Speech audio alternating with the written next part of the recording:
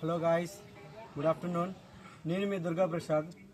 శీతాకాలంలో చాలామందికి నరాలు తీతు అంటే నరాలు పట్టేయడం, కండరాలు పట్టేయడం, కీళ్ళవాతం ఇలా రకరకాల సమస్యలతో బాధపడుతుంటారు. ఈరోజు మనం భైరవి తైలం అనేది తయారు చేస్తున్నాం.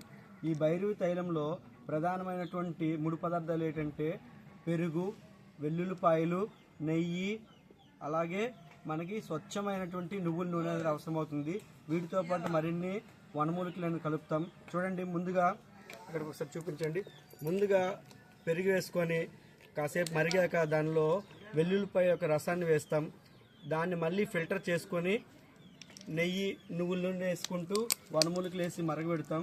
దీన్ని కడుపుకి తీసుకోవచ్చు, అంటే అన్నంలో తొలిముద్దగా తీసుకుంటే వాళ్ళకి కండరాల బలహీనత, నరాలు పట్లు ఇట్లాంటివన్నీ తగ్గుతాయి. పైపోతగా మర్దనం చేసినప్పుడు వాపు, తీతువు, సలుపు ఇట్లాంటివన్నీ కూడా నయమవుతాయి. ఓకే, ఎవరికైనా సరే ఈ తైలం కావాలనుకుంటే 8465965884 నెంబర్కి సంప్రదించండి.